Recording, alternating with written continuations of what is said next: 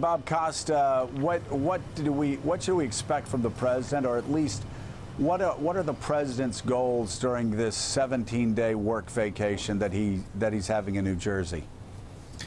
On the domestic front, Joe, they have to come up with a strategy for the debt limit and for the budget. And in particular with the budget, we're all watching closely here on Capitol Hill about border wall funding.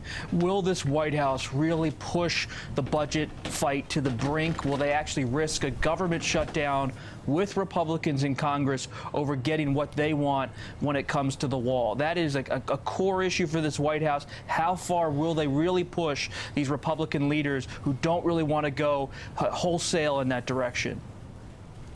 And Bob, what's the president's state of mind right now, based on your reporting inside, as he's left the White House? Is he angry? Is he sullen? Is he, usually you'll ask people and they say, oh, the president's doing great, when obviously he's not doing great. But I'm wondering, does he feel like bringing in John Kelly gives him a little bit of breathing room? A few quick notes. He does feel that the White House is stabilized because of General Kelly. He's not really siding with his son-in-law Jared Kushner or with Steve Bannon on policy. You don't really see him tilting in a specific direction. He also knows he has a very difficult decision to make on Afghanistan, a decision he has not really shown his cards on yet. And when it comes to Congress, he wants that wall. He's articulated that privately, but there still doesn't seem to be a clear strategy about how he gets a lot of his aims done with Congress. So as he's at Bedminster, he's thinking through all these things, I'm told, but this is still in the nascent stage on the strategy. And last week, there's a lot of talk about Donald Trump going to war with the Republican Party. Has that cooled off, or do you think if he doesn't get the funding he wants from his wall, then perhaps that is his strategy, going against both Republicans and Democrats?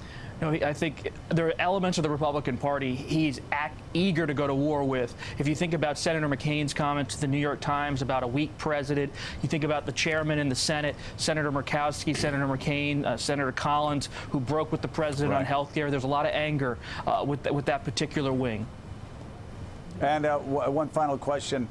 Stephen Miller for communication director, there's some talk about that over the past weekend. Is that just bluster, or could we see Stephen Miller in that position soon?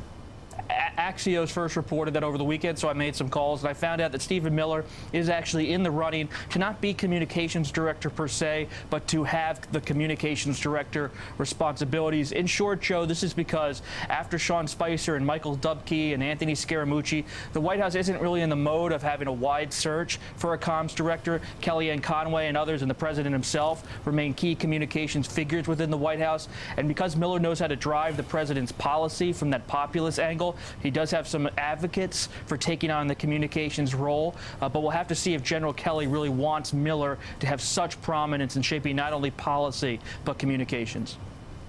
All right, Bob Costa, thank you so much. And Jennifer Jacobs, thank you as well.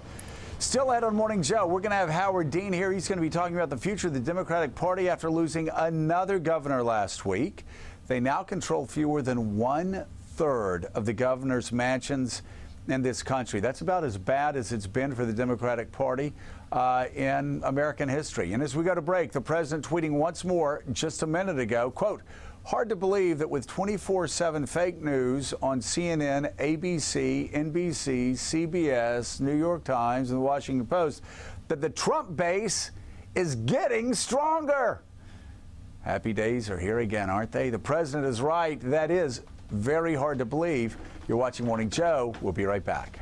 Thanks for checking out MSNBC on YouTube, and make sure you subscribe to stay up to date on the day's biggest stories. And you can click on any of the videos around us to watch more from Morning Joe and MSNBC. Thanks so much for watching.